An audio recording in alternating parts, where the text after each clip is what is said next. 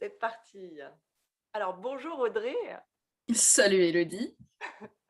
On se retrouve ce matin justement pour que tu puisses nous partager ton expérience avec moi, l'accompagnement voilà, qu'on fait et de pouvoir un peu ben, juste témoigner de ce que ça t'a apporté, qu'est-ce qu'il y a de différent par rapport à d'autres accompagnements que tu as pu faire aussi. Et puis voilà, je vais te laisser te présenter. Alors, moi, c'est Audrey. Pour ceux qui ne me connaissent pas, je suis thérapeute et life coach depuis un peu plus de 2 ans maintenant. Je suis spécialiste dans les troubles de l'attachement et dans le système nerveux.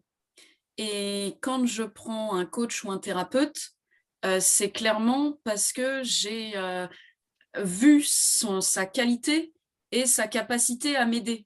Parce que comme j'ai le cerveau qui marche extrêmement, extrêmement, extrêmement vite, puisque j'ai l'habitude d'aller chercher ça chez les clients, bah, il faut quelqu'un qui ait la capacité soit de penser plus vite que moi, soit d'anesthésier mes pensées et de me faire retourner au corps. J'ai donc choisi la deuxième possibilité et je suis extrêmement heureuse de l'accompagnement avec Elodie parce que j'ai été beaucoup accompagnée toute ma vie. Là, j'ai 38 ans, ça fait plus de 20 ans que je suis accompagnée. Elodie fait partie des 2 accompagnements qui m'ont marquée. Les autres, il y en a eu des dizaines et des dizaines. Mais là, il y en a un l'année dernière qui a vraiment été un switch. Et cette année, le nouveau switch, c'est avec Elodie. C'est ce qu'on fait sur le corps. C'est absolument hallucinant. Mais hallucinant n'est pas le bon mot, puisque c'est simplement, entre guillemets, elle refait fonctionner le système nerveux. Parce que le système nerveux, pendant notre enfance, euh, au cours des stades de développement de l'enfant, il peut se bloquer, se dérégler, etc. Et Elodie, elle prend le système nerveux, imaginez le système nerveux comme si c'était un tuyau. Et au milieu de ce tuyau, il va y avoir eu un trou, ou alors du parpaing qui bouche. Et en fait, Elodie, elle va accompagner le système nerveux à finir son développement, là où il a eu un creux, un trou, une bosse, et ce qui fait qu'elle permet d'aller, de retrouver, ou de trouver, puisqu'on ne l'a jamais connu, comme on était dans des stades de développement qui ont été assurés, euh, elle permet d'arriver à notre force vitale, puisque notre force vitale, notre élan vital, il est possible que quand le tuyau, donc notre système nerveux, est arrivé à maturité, et n'a plus rien de coincé dedans. Et comment Elodie fait ça? Elle vous appuie avec ses horribles petits doigts. Alors non, j'exagère. Moi, des fois, j'ai mal, mais comme elle m'a dit, mais t'as mal, mais moi, je t'ai mis le doigt comme ça. En fait, ce qui est extrêmement intéressant avec le corps, c'est qu'elle arrive à entendre où est-ce que le corps hurle, j'ai mal. Ce qui fait que quand elle appuie comme ça, le corps, lui, il a mal. Hein. J'ai toujours pas compris comment c'est possible, mais en tout cas, c'est possible. Parce qu'on a encore fait hier la fin de l'immersion, parce qu'on a fait une immersion et on a fait une suite On de a su faire rendez-vous, suivi de étant quelques mois, donné ouais. que j'avais beaucoup de choses sur différents domaines à changer. Et elle m'a appuyé sur les hanches comme une brute, je sentais rien. Elle m'a appuyé comme ça sur le plexus, je me suis mis à brailler. Bon, donc voilà, en fait, elle a la capacité, je ne sais pas comment elle fait, mais c'est cette capacité de voir où le corps hurle. En fait, c'est comme si elle avait la capacité de regarder un tuyau et de dire ah, c'est là que ça bloque. C'est un peu comme les gens qui vont trouver de l'eau là avec des trucs fourchus. Et ben elle est capable d'aller trouver ah ouais, c'est là que ça fait mal. Puis La sourcière du corps. voilà, puis c'est vrai que ça fait mal. Hein. Est-ce que Voilà. tu peux un peu nous partager, en fait, quelle était plus ou moins la situation de départ, ou en tout cas, quels étaient les points bloquants, en tout cas ceux que tu as envie de partager en vidéo? Et comme ça, après, on verra un peu pour voir le avant-après, à quoi on est arrivé, quoi. Alors, je vais essayer de faire un truc pas trop décousu parce qu'on a changé énormément de choses. Moi, j'ai grandi dans l'énergie masculine, ce qui fait que j'ai jamais eu de problème visible d'affirmation. Mais le problème invisible d'affirmation était là, étant donné que j'étais capable de poser des règles dans la terreur en me déconnectant de mon corps pour ne rien ressentir à l'intérieur. Et ça, bah évidemment, je l'ai travaillé, hein, mais quand tu travailles ça en cognitif, oui, alors oui, ça, c'est un premier pas. Quand tu le travailles ensuite sur le corps énergétique, oui, c'est un second pas. J'ai aussi fait au niveau émotionnel, travailler l'émotionnel, etc. Mais mon dernier pas pour dégager tout ça, parce que j'avais des grosses charges, je ne sais pas comment appeler ça, dans le corps, hein, qui n'étaient pas sorties, parce que bah, moi, j'ai tout réprimé, en fait. Pour réussir à continuer à vivre en ayant l'air normal, entre guillemets, j'ai tout réprimé. Ce qui fait que je suis devenue une espèce de robot. D'ailleurs, longtemps, mon rêve a été d'être complètement détachée de toute douleur, d'être détachée de toute émotion, parce que ce qui marchait hyper bien chez moi, c'était mon cerveau. Et je me disais, mais putain, bah, être un robot, c'est vachement plus simple, en fait, parce qu'il n'y a plus rien qui m'emmerde et il n'y a plus rien qui me freine. Mm. Bon, alors mon corps n'a pas été d'accord puisque j'ai fait un burn-out il y a quelques années de ça et j'ai été obligée à ce moment-là de me reconnecter au corps. Ah, j'avais pas envie, hein, c'était vraiment, j'étais obligée, hein. Là, on m'a fait retourner au corps. Moi, j'avais pas envie du tout, hein, mais on m'a Ah bah expliqué. le corps a cette intelligence de stopper le mental à un moment donné. C'est ça, c'était soit tu y retournes, soit tu meurs. Bon, je suis joueuse, hein, j'y suis retournée. Et donc, Élodie m'a cueillie au moment où, ou plutôt moi je l'ai cueillie, au moment où j'étais allée au bout de mon énergie euh, démentielle de bulldozer, en fait, et où, en faisant le boulot que j'aime, j'avais recommencé à me coller un début d'épuisement. Bah oui, parce que moi, j'aime aller vite, vite, vite, vite, vite. Ça, c'est naturel, ok. Mais par-dessus, il y avait collé un besoin de reconnaissance de je vais plus vite, je réussis super vite, je fais des choses excellentes. Et en fait, c'était ce côté de moi qui disait hey, regarde, papa, tu veux bien m'aimer, s'il te plaît, hein, un peu quand même, ce serait sympa.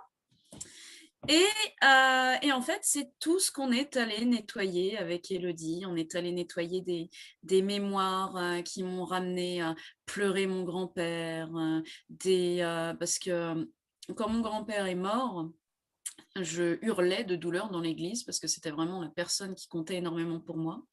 Et ma mère m'a sorti en me disant non mais chut, on fait pas de bruit comme ça. Et à ce moment-là, bah, j'ai vécu certainement une répression en moi parce que pour moi déjà c'était injuste puisque à mes yeux de petite fille j'étais la seule à vraiment aimer mon grand-père et que les autres étaient des sales hypocrites de merde qui espéraient avoir un peu de sa thune. Et ça je l'avais capté, enfin voilà, bien parce que j'avais entendu parler mal de mon grand-père derrière et tout, et qu'après ils sont tous là, et moi on me sort alors que moi moi c'était mon héros, quoi. Et donc voilà, il y a eu une répression qui s'est faite, qui s'est fermée, et une première base de dureté. Il y en avait déjà eu d'autres avant, mais celle-là, elle a été vraiment, vraiment, vraiment fondamentale. Et Élodie est vraiment allée appuyer sur des points, mais où je suis arrivée à sortir cette douleur première. Et vraiment, ce que j'ai senti après, alors c'est complètement décousu ce que je raconte, mais c'est pas grave. On a abouti à ça absolument pas en disant j'ai besoin de travailler sur la douleur de la perte de mon grand-père. Non, on est arrivé à ça parce qu'à l'époque, j'avais un copain et j'arrivais à lui poser des limites que au moment où j'étais vraiment vénère, ou vraiment parce qu'il y avait non mais Audrey t'es trop exigeante jusque-là, jusqu'au moment où j'explose. Alors évidemment j'explosais plus en mode comme avant, mais j'avais gardé non pas j'explose mais je me referme. C'est-à-dire, avant, il y avait ouais, putain, mais tu peux pas faire ça, nanana. Bon, heureusement, vu que c'est mon métier, quand même, c'était plus comme ça. Par contre, il y avait bah, le truc d'en dessous, le truc de ok, bah, t'en as tellement rien à foutre de moi, je me referme. Et donc, je me referme, je dis plus rien, je vais pleurer dans mon coin. Et en plus, j'avais ce truc de travailler l'émotion, aller chercher l'émotion, etc. Mais en même temps, de me flageller à pas réussir à trouver quelqu'un qui m'aime, etc. en allant chercher l'émotion. Ça, c'était bien pervers. Et en fait, ça, c'est un truc que j'avais pas vu et que j'ai vu une fois que je le faisais plus. Je disais, ah, je suis pas en train de me reprocher d'être que moi et de trouver que des tocards qui veulent pas m'aimer. Ah, c'est sympa ça, dis donc. Et donc, ça m'a permis de, je sais pas comment dire, mais de retourner plus dans mon corps et de plus sentir la vie en moi. Ça, parce qu'il y avait aussi une phase où en fait, tu essayais à chaque fois de mettre du mental, mais alors on remettait du mental sur de l'émotion qui était en fait refoulée. Et ce qui est humain, parce qu'on veut chaque fois analyser, comprendre, machin et tout. Mais quand on fait ça, du coup, on n'est plus dans le corps. Et puis, il y a eu vraiment un gros switch où maintenant, voilà, tu es capable de danser même tes émotions. Enfin, on a mis des tas de choses en place. Et il y a une vraie connexion au corps. Et ce que tu disais par rapport au système nerveux, c'est qu'en fait, on va aller vraiment reconnecter le cerveau et le corps. Ça peut C'est ça. paraître, alors le cerveau fait partie du corps évidemment, mais il y a chez beaucoup de personnes un peu cette scission entre le mental et vraiment le corps profond. Oui, c'est exactement ça. Donc, on a été travailler cette capacité à poser des limites je sais que tu le fais pas contre moi. Parce qu'en fait, j'avais tout dans la tête. Ça, il n'y avait aucun problème. La tête, au niveau des émotions, je suis à peu près. Mais dans le corps, il y avait toujours ce truc extrêmement impulsif de Ah j'ai grandi tellement dans la violence que c'est engrammé, c'est engrammé, c'est engrammé. Et en ce moment, c'est ce qu'on est en train de sortir, en fait. Toute la haine. En fait, comme j'étais souvent en colère plus jeune, je me suis dit, j'ai sorti toutes mes colères, aucun problème. Mais en fait, ne pas pouvoir réagir et être impuissante quand on me faisait du mal et pas pouvoir frapper la personne en face quand j'étais petite, parce que j'étais impuissante forcément, toute cette haine de ne pas pouvoir répondre à la violence par la violence, elle est restée dans mon corps. Et en fait, il y a donc la strate de la haine de ne pas avoir pu répondre, et en dessous, il y a de la tristesse et du désespoir, et tout ça a été protégé par une armure de dingue, où c'était... on a encore vu ça hier en retirant ça. En fait, c'est comme si j'étais tellement habituée à avoir mal que avant même qu'on interagisse avec moi, boum, je m'attendais à ce qu'on me fasse du mal. Et hier, on l'a vu de manière flagrante. Élodie approchait les doigts, je verrouillais tout inconsciemment. Vraiment, j'avais pas envie parce qu'en plus, voilà, si je fais cet accompagnement, c'est pas pour le faire échouer. Mais inconsciemment, tout se refermait.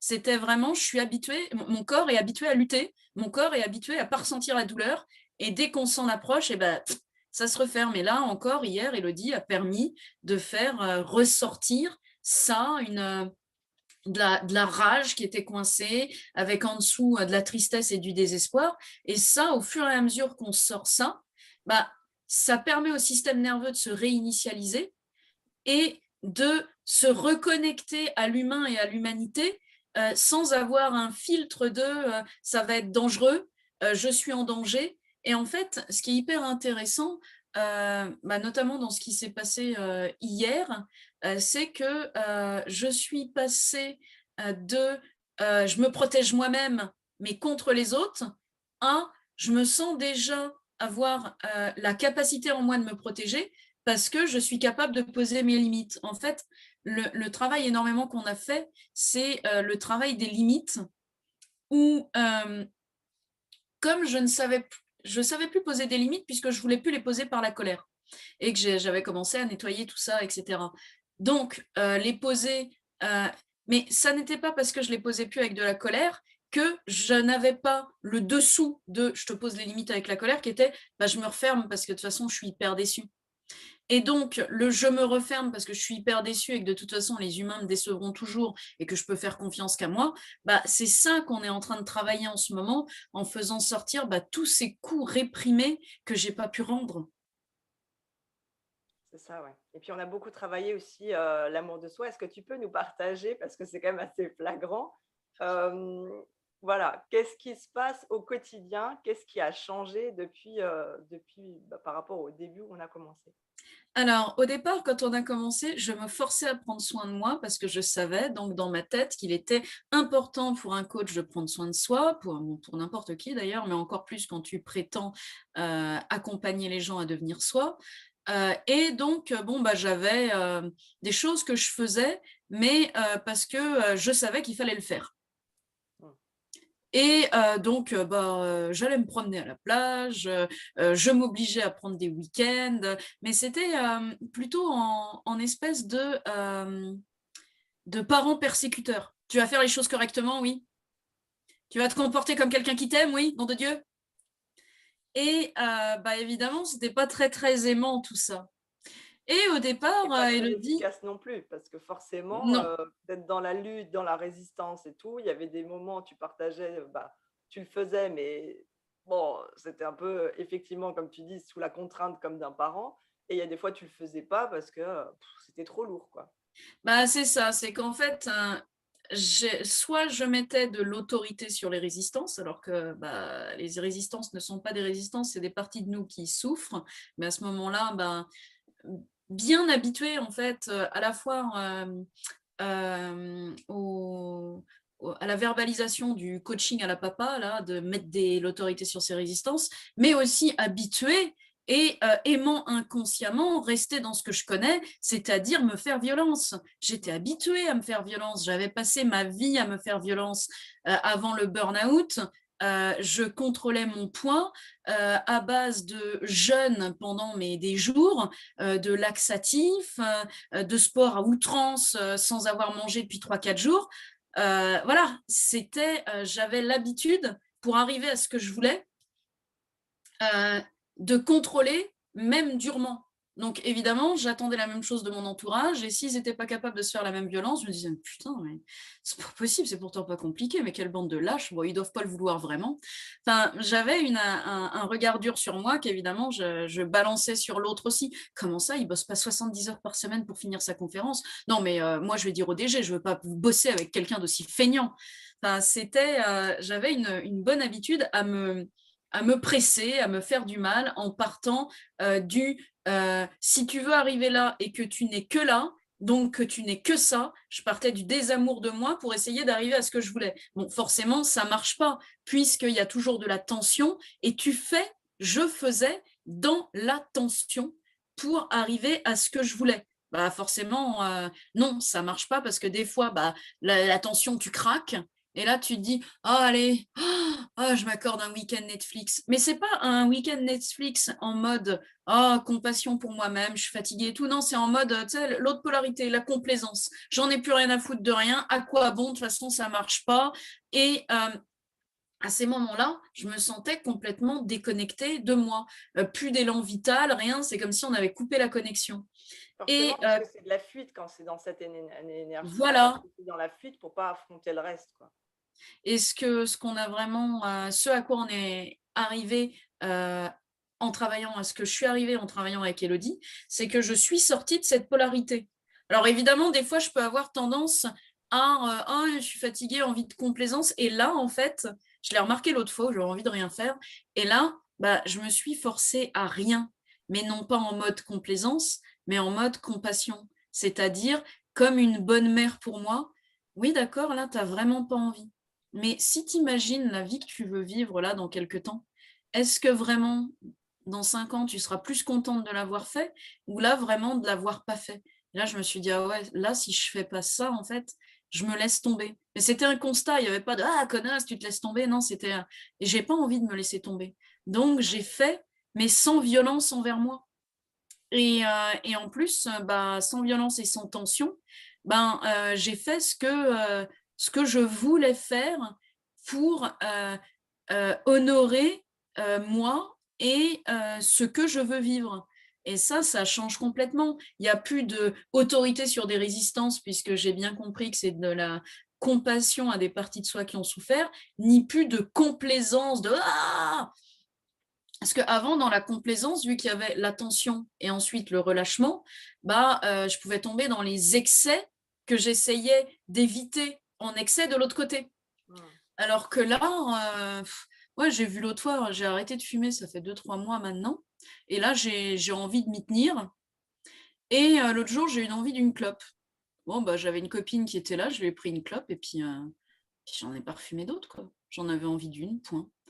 Et je remarque que se traiter avec compassion euh, et être une bonne mère pour soi, parce que je connaissais tout ça dans ma tête, hein, puisque pour ceux qui me connaissent, je parle de Winnicott, la Good Enough Mother, etc. Bah, maintenant, je le vis. Vraiment, maintenant, je le vis. Je suis capable de m'apporter cette compassion. Genre, ouais, il y a quelques Genre, tu t'achètes mois. des bouquets de fleurs, quoi. C'est ce que j'allais dire, ouais, que, il y a quelques mois, je reprochais à mon ex, ouais, tu m'offres jamais de fleurs, mais t'en as rien à foutre de moi et tout. Et en fait, j'ai compris, enfin, j'ai intégré dans mes cellules que si moi, je ne me traite pas ainsi que je veux être traitée par l'extérieur, l'extérieur, il ne va me traiter que comme moi, je me traite. C'est-à-dire que s'il y a dans ma maison une habitude bah, que je me traite bien, c'est-à-dire que bah ouais, j'aime les fleurs, donc je m'offre des fleurs. En dessert, je préfère les macarons que les petits gâteaux, donc je m'achète des macarons. Mon thé, c'est uniquement du thé bio qui vient d'un certain endroit, etc. Si je m'offre le privilège de ça et que je me privilégie moi, alors forcément en face, si je me traite pas comme une souillon, je vais pas être traitée comme une souillon. Sinon, bah forcément, moi je me traitais bah, comme un truc utile et je disais traite-moi comme une princesse. Non, je pouvais pas me traiter en fait, je me traitais même pas comme un truc utile, je me traitais comme un truc qui bossait, c'est-à-dire que je m'accordais du repos pour pouvoir mieux bosser. Enfin bon, je me traitais comme mon propre employé en fait, et encore jamais j'aurais traité un employé aussi mal. Hmm. Et, euh, et donc, en me traitant moi, c'est-à-dire pas juste, ah oui, je vais faire cette méditation parce qu'il faut. Non, mais waouh, j'ai envie de ressentir là ce que j'ai vu dans Bliss Brain là. Donc ah ouais, j'ai envie d'avoir ces autoroutes du bonheur là qui circulent dans mon corps. Donc oui, bon bah j'y vais. Tiens, bah là, je vais me balader 1 heure et demie, 2 heures à la plage parce que déjà j'aime la plage. Et ensuite parce que je sais que marcher pieds nus, ça rééquilibre le système nerveux et je veux m'offrir ça. Il n'y a plus de putain, il faut que tu le fasses pour arriver à ça, mais waouh, moi j'en suis là, bah, j'en suis déjà là et je veux aller là. Et quels sont les pas que je vais pouvoir faire pour aller vers là? Et comme je suis un générateur, bah, moi les pas, je vais les faire en 1% et non pas bah, comme par exemple un manifestor qui lui ferait pouf. Et en fait, grâce aussi à travailler mon design, j'ai pu m'offrir ce qui fonctionne pour moi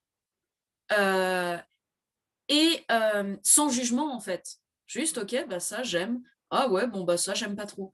Et oui, bah c'est libérateur et je me sens plus dans la vie. Parce que, ouais, comme je disais à Elodie, tiens, bon déjà je bossais pas le week-end, mais j'avais cette tension de pas bosser. Oui, bon bah maintenant, si j'ai envie de bosser un week-end, je le fais, mais alors par contre, je prends des jours dans la semaine et j'ai plus de problème avec ça. En fait, maintenant, je regarde mais est-ce que je suis en train de développer euh, la plus épanouie version de moi ou est-ce que je suis en train de me taper sur la gueule? Hmm.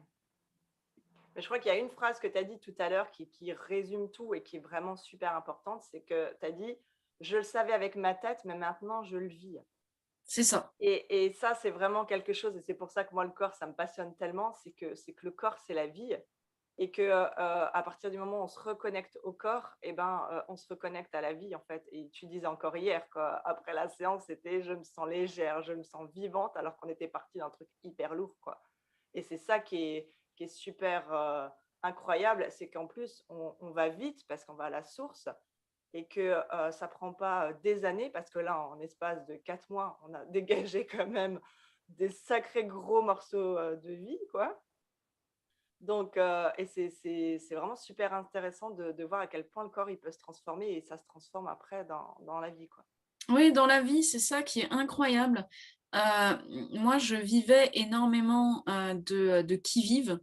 Bah, comme voilà, je devais me protéger, il fallait toujours que je sois en tension. Et là, je sens à quel point on est en train de diminuer l'armure et à quel point j'ai moins de qui-vive. J'arrive vraiment à lâcher des trucs. parce que moi, j'avais vraiment un mode peur du manque important, mais par contre, pas un mode peur du manque qui m'empêche de gagner de l'argent, mais un mode peur du manque qui est, je peux pas gagner en dessous de ça. Donc bon, bah ça, et là, chaque mois, oui, c'est mon minimum vital, et heureusement que mon corps a le bon goût de trouver un minimum vital assez élevé, parce que ça me permet de... Voilà. Mais par contre, il y avait cette peur du manque de non, non, mais là, ça marche bien, je garde ça. Donc oui, ça peut me fatiguer, mais non, non, moi j'ai besoin de ça, ce qui m'empêchait de faire un pas en arrière pour regarder, ok, mais qu'est-ce qui serait encore plus kiffant? Et là, maintenant, j'arrive à le faire. Et même ce mois-ci, j'ai réussi à faire moins de CA sans me mettre en mode PLS, parce que je suis en train de faire un pas de côté pour voir ce qui me plairait encore plus de développer, et que je sais que c'est juste un pas de côté, que je l'ai fait au moment où j'étais en sécurité parce que j'avais mis de l'argent de côté, et que en fait, j'ai écouté à la fois en bonne mère le fait que oui, je peux avoir peur de manquer parce que j'ai été habituée à avoir beaucoup d'argent, et en même temps mais c'est pas cette peur que j'ai envie d'écouter pour arriver à quelque chose d'encore mieux que ce que je vis maintenant, pour arriver à ce que je veux vivre là. Donc, au lieu de dire à la peur, bon allez, vas-y, ferme ta gueule, tu me fais chier toi, ou alors de dire à l'envie, ouais bon, ta gueule, tu me fais chier toi aussi, c'est déjà pas mal ce que j'ai pu en fait ménager la chèvre et le chou, expression non usitée depuis 1920, mais que vous comprendrez aisément, et à la fois me dire, ok, bon, qu'est-ce qu'il me faut pour ça? Il me faut tant d'argent de côté. Ok, bon, je le mets. Ok, qu'est-ce qu'il me faut pour pouvoir faire ce pas en arrière? Ah là, il va vraiment falloir que je puisse vider la tête. Ok, là, je prends un peu moins de coaching. Ok, et donc, voilà, en avant les histoires avec Playmobil, quoi. Ouais, et puis c'est super important ce que tu dis, parce que l'idée, et puis on voit ça beaucoup dans le monde du coaching, c'est pas de courir après le chiffre d'affaires et de se retrouver épuisé, ou de faire vaguement quelque chose sur le corps, ou encore de surcompenser par le sport, comme je vois des fois. Donc c'est vraiment de trouver un tempo, et comme là tu l'expliques très bien, il y a des fois des moments de vie où on n'a pas en fait la même énergie tout le temps, ça c'est utopique, et on n'a pas les mêmes envies tout le temps. Il y a de temps en temps, on a besoin de faire un pas de côté pour pouvoir rebondir et aller plus loin. Et puis, justement, c'est ce qui va nous permettre d'augmenter, nous, notre chiffre d'affaires, puisqu'on va faire vraiment ce qui nous fait plaisir, et pas des choses qu'on croit qu'il faut faire, ou à s'épuiser, à courir après le truc parce qu'il y a une espèce de manque, et de surtout avoir peur de faire une pause le dimanche, comme tu disais, parce que ah ouais, mais il faut que je bosse, ou il faut que j'ai ci, ou il faut que j'ai ça, ou si j'arrête de bosser, tout va s'écrouler, quoi. Et il y a un truc hyper important, deux d'ailleurs, que j'ai oublié, c'est déjà, je suis capable maintenant d'aller dans la vulnérabilité. Parce que pour moi, avant, la vulnérabilité, c'était des faiblesses à pas montrer, puisque justement, je me protège pour pas montrer là où si vous me tapez dessus, ça fait mal. Et là, maintenant, j'ai assez de capacité interne et de okness à être moi, pour pouvoir me montrer en vulnérabilité et dire ouais bon effectivement moi mon problème c'est pas de gagner de l'argent, c'est plutôt de m'arrêter, ou de dire ok ouais moi aussi j'ai besoin d'accompagnement régulier et pas juste de supervision de coaching, et puis voilà, moi j'en suis là pour l'instant. C'est des trucs j'avais vachement de mal, parce que quand on est habitué à éviter tout danger, parce que le corps sait qu'il y a un danger, on évite aussi, comme un animal, de montrer ses flancs, en fait. Mm. Et ça, hallucinant, j'ai avancé là-dessus. Et j'ai avancé aussi sur la puissance féminine. Mm. Élodie m'avait parlé de ça au départ, je fais, oh, quelle merde, de toute façon, ouais, tu es une femme, ouais, bon, j'ai été élevée comme un homme et j'ai de la chance, quoi. Et finalement, à un moment, je me suis dit, ouais, bon, quand même, j'aimerais bien, là, on me parle de cette puissance féminine, aller juste regarder ce que c'est que ce machin, hein, et puis quitte à retirer le pied. Et vraiment, ouais, j'ai compris comment l'intérêt, et je commence à vivre pas après pas, hein, c'est pas un on-off, mais je commence à vivre pas après pas ah ouais, c'est intéressant de s'exprimer à partir de sa puissance, et non pas de sa force. Parce que moi, je m'exprimais On m'a souvent dit: «Ouais, tu t'exprimes bien, tu as une capacité à ce qu'on t'écoute». Ouais, mais ça, c'était, ce que Sophie Chag explique, le charisme. Mmh. C'est, oui, je m'exprime bien, mais alors je suis très, très, très loin de vous, hein, on va quand même pas s'approcher, C'est restez ça. bien, bien loin. Ce qui est différent de, du magnétisme féminin, qui est, «Waouh, je peux faire comme elle». Mmh. Et je suis en train de marcher de cette, voilà, cette capacité à parler, à expliquer et tout, que je ne perdrai pas, puisque ça, en plus, ça fait partie de mon super pouvoir en design, mais vers quelque chose de, avec moins de barrières, puisque ce qu'on travaille justement, c'est en retournant de plus en plus dans mon corps et en ayant de plus en plus accès à mon élan vital. Alors, comment, peu importe comment on l'appelle, hein, en neurologie, ils appellent ça élan vital, on peut appeler ça aussi le ki ou le chi là, enfin, enfin, voilà, vous voyez de quoi je parle. Oui, Et en fait, plus on re-rentre dans soi, dans ses sensations, plus on retrouve son élan vital, moins on est, à avoir peur de l'extérieur, à vouloir se protéger et plus on a la force en soi de dire: «Ouais, je peux me montrer vulnérable et puis qu'importe, puisque, j'ai la capacité en moi d'être ma propre bonne mère». c'est ça et c'est ça le plus important, quoi. Et pour finir, qu'est-ce que, tu aurais envie de dire à quelqu'un justement qui se cherche ou qui a peur d'investir sur lui ou qui a peur de se lancer ou quel est justement qu'est-ce que va apporter une immersion privée de plus que ce que tu vois? Parce que tu as fait aussi, comme tu disais, beaucoup d'autres, accompagnements. Qu'est-ce que tu aurais envie de dire en fait à ces personnes-là? Alors, moi, ce que j'ai envie de dire, c'est pourquoi vous n'y êtes pas déjà?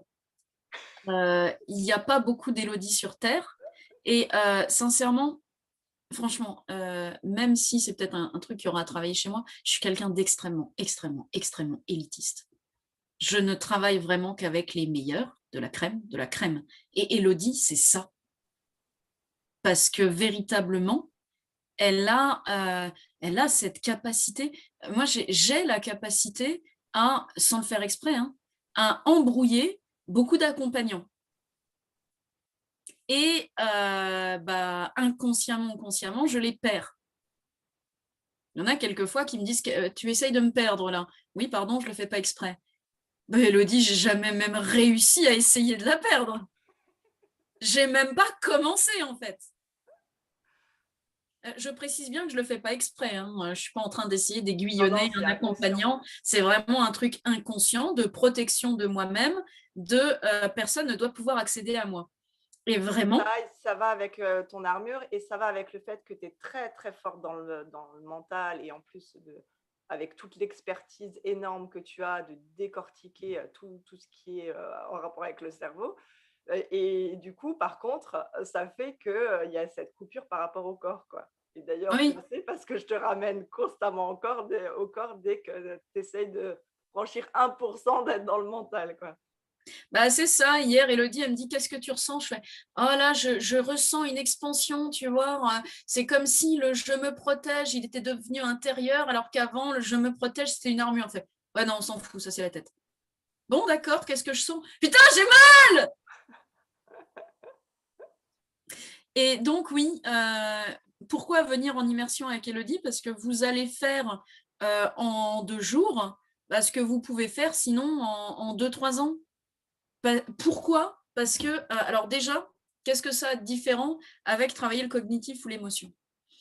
Quand vous êtes, nourrisson, enfant en préverbal, il n'y a que votre système nerveux qui va engranger, des, tiens, alors, de manière chronique, on oublie mon biberon. Tiens, alors, de manière chronique, si je crie, je sais pas, on me bâillonne la bouche en me regardant avec, oh putain, les 2 trucs qui me regardent, je sais pas encore que c'est des yeux, mais je sais que ça me glace à l'intérieur. Mmh. Et en fait, le système nerveux, c'est le premier truc, enfin le truc n'est pas mot, mais c'est pas grave.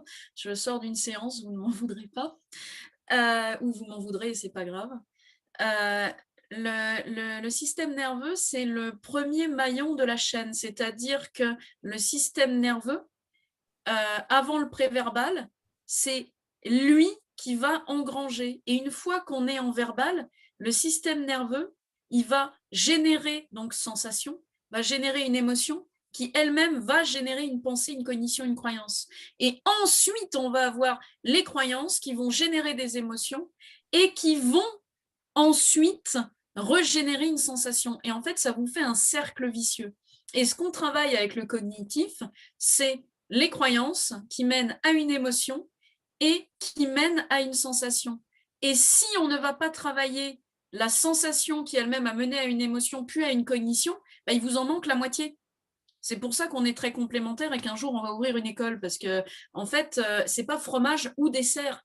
La cognition a un intérêt, mais dans cette société, on a l'impression qu'il n'y a que la cognition qui existe, parce que des gens comme Élodie, il y en a très peu, et qu'elle, elle a réussi à ériger ce qu'elle fait en art, parce que j'ai jamais vu quelqu'un qui fasse ça et qui soit pas le nez sur son truc. Alors là, je crois qu'il faut que j'appuie là, parce que dans mon cours, on m'a dit que non, elle est énergéticienne en même temps. Alors, moi, je suis hyper scientifique, je sais pas trop ce que ça veut dire, ce machin-là, sauf que je sais que ça me fait vachement de bien. Et, donc, la double casquette d'Élodie de ressentir, je ne sais pas comment, puis de faire des trucs avec l'énergie, ça fait que véritablement, vous touchez la base entre votre gestation et la fin de votre préverbal, vous allez toucher les racines. Des fois, quand vous tombez sur du cognitif et même du bon cognitif, vous allez toucher à des racines, mais pas à toute la racine. Et donc, vous êtes, putain, mais moi, j'ai fait ce coaching et puis je comprends pas, ça a bougé énormément de choses, mais il reste encore ça, ça, ça. Bah oui, c'est normal parce qu'il reste des racines. Et l'avantage avec Élodie, c'est que vous allez faire... C'est qu'il y a la partie en fait visible de l'iceberg en fait qui est souvent travaillée, mais il n'y a pas la partie invisible. Et sauf que la partie invisible, c'est comme un iceberg, c'est souvent la plus grosse. Et c'est celle-là qu'il faut nettoyer. Et quand tu disais, en fait, les mémoires, ça va même au-delà, puisqu'on travaille par le corps les mémoires karmiques, donc les mémoires des générations avant nous qu'on porte en nous à notre naissance, tout ce qui s'est passé in utero. Donc tout ça, on peut le travailler, mais on peut le travailler uniquement dans le corps, quoi. C'est ça, c'est que quand on regarde, il y a, je sais pas, pour faire, disons, de la mousse au chocolat, il faut des œufs et il faut du chocolat. Quand on travaille que le cognitif pour aller vers le système nerveux ou que le système nerveux pour aller vers le cognitif, c'est comme si on n'utilisait que des œufs ou que du chocolat et ça fera jamais une mousse au chocolat. Donc, il faut, si vous le voulez, hein, évidemment, si vous voulez vous sentir véritablement en lien avec votre élan vital, vous ne couperez pas à aller chercher dans le corps. Et aller chercher dans le corps en 2 jours, parce que vous avez un switch de ouf, plutôt qu'aller fouillonner dans la tronche pendant des mois et des mois pour essayer de retrouver une aiguille dans une botte de foin, alors que Élodie, c'est pas une aiguille, mais alors c'est toute la boîte à couture qu'elle va sortir. Franchement, moi j'ai fait mon choix, donc c'est bien pour ça. Et c'est bien pour ça que je témoigne aujourd'hui aussi, parce que les personnes qui me connaissent, ils savent que je n'aime pas témoigner. Ça m'emmerde, et là, c'est moi qui ai proposé. Parce que vraiment, je vois la différence et je trouve indispensable, à mon petit sens à moi, hein, que les personnes qui véritablement veulent un switch, alors qu'ils ont déjà travaillé beaucoup de choses, ils aillent là et qu'ils voient ce que ça donne, quoi.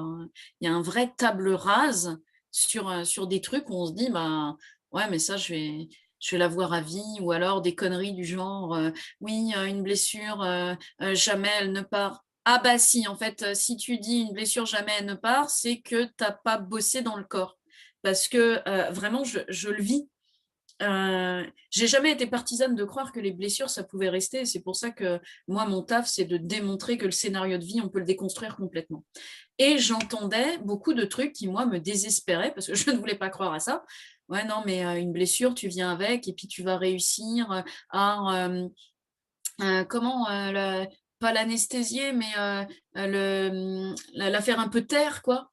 Mais voilà. Et moi, je me disais, mais je veux pas ça. Mais pourquoi?